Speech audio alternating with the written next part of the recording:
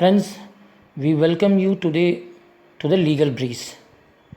Today we will be discussing what is the reasons to have a relook or to review the law relating to sedition. What is the reasons or why the law relating to sedition shall be scrapped or struck down from the statute book, either by the judiciary or by the parliament. So we will be discussing the grounds or reasons based on which the law has to be scrapped. That is, section 124A has to be repealed or to be struck down by the Supreme Court. Either of these two alternate should take place. Reason number 1. The sedition has been specifically put forth during the Constituent Assembly debate to be incorporated as a specific ground for reasonable restriction under 19 class 2. Such a demand has been outrightly rejected by the Constituent Assembly. This is reason number 1. 2. The law relating to sedition was inserted by way of amendment in the 1870s by the British government. Please remember, the same British government, not the same British government, but currently the government of British itself has realized that this law doesn't have a place in the civilized society. Therefore, they have completely abandoned the law relating to sedition in their own country. But we are following the same law with the draconian format, with more stringency adding up every day in the present independent country after the commencement of the constitution. This is very important. 3. Kedarnath case. What is the reason to review Kedarnath case, or why the guidelines or safeguards given in the Kedarnath Singh case has become insufficient? Number 1, there are many benefits which are enjoyed by the current Supreme Court than the Supreme Court which was there in 1962. Number 1, the integrated approach, such as integration of Article 14, 19, 21, this golden triangle rule of interpretation, this benefit was not at all available during those days in 1962. So therefore, the judicial review was carried out in those days were very, very limited. So when you providing interpretation or when you carrying out the judicial review after Keshav and Bharati and after Menaka Gandhi case, the case would have been totally different and we could have got a total different results. This has happened unjustified in the right to privacy case, including in Puttaswamy case, because people have relied upon MP Sharma case, but MP Sharma case was totally outdated because of the following reasons. So that is that is another important cause that why the safeguards granted under this Kedarnath Singh case is not that much efficacious. Then whatever you give, the guidelines power, 142, this is very important. Article 142 has been enlarged to a greater extent. This facility or this power was not exercised during those days to the extent which is being exercised in today's parlance. So therefore, it is the very high time that the bench which has seized up the matter, particularly Justice Chandrachudji, has categorically made it clear that the time has come to define this law relating to sedition.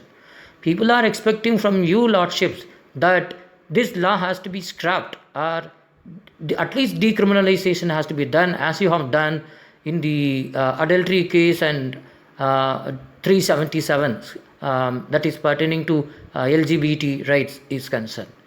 If that is not possible, adequate safeguards have to be given. What is that, the adequate safeguards? That I will come to that little later. So this is yet another important reason. So complete justice power was not that much prevalent during those days, and in the integrated approach of interpreting various provisions of fundamental rights, at least Article 14, 19, 21, that rule was not prevailing in 1962. So these are the two important paradoxical shift which has taken place. So in this light, certainly this Kedarnath Singh case has to be reviewed. And next point is that during Kedarnath days, there was no quantum filing. The filing of seditions were very, very rare. But today, it has assumed huge, proportion.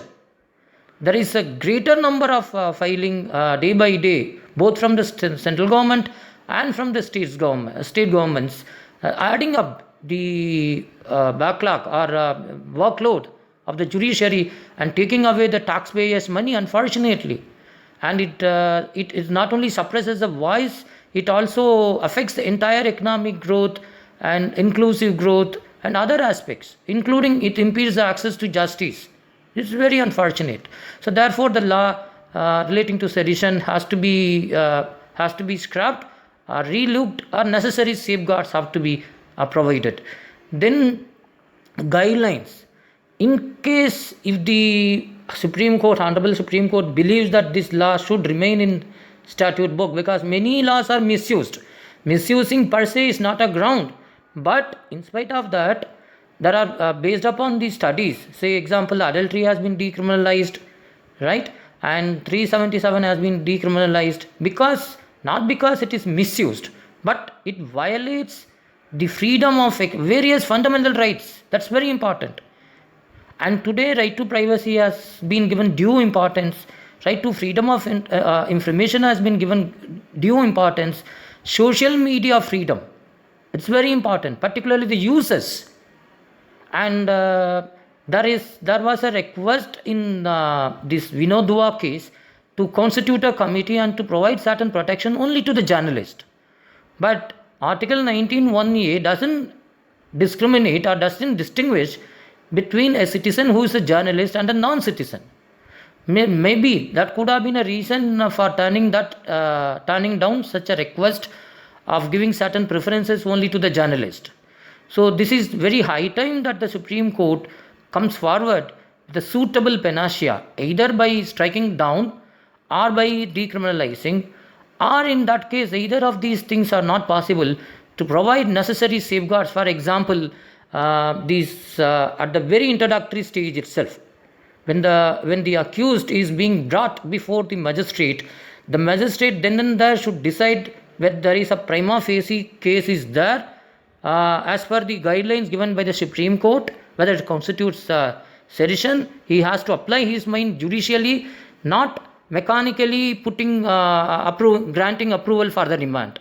If he has to exercise such a power, either on himself, if necessary, assistance or expert opinion can be obtained, and in the very first hearing, before he grants approval for the remand, if he decides this matter first and then gives the remand, that will be very, very useful.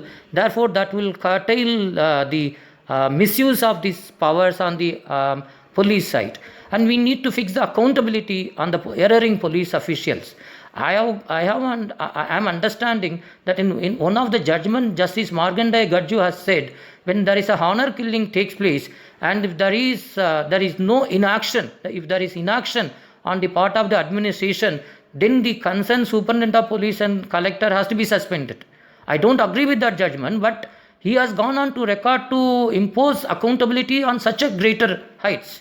But we don't demand such a thing. But here, the police are sometimes willfully filing erroneous charges so as to be in the good books of their political masters. So in order to prevent this sort of miscarriage of justice, some accountability has to be fixed on the erring official if they have done willfully. If they have done beyond their capacity, that is totally different. So such a mechanism should also be made available.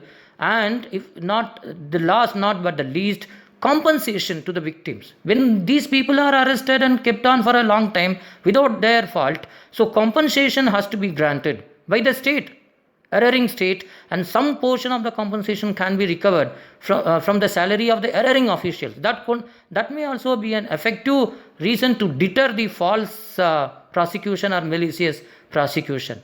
So these are the few recommendations we would like to provide to the Honorable Supreme Court while to take into account in determining the law relating to sedition. We hope good day comes sooner rather than later. Thank you all. Jai Hind.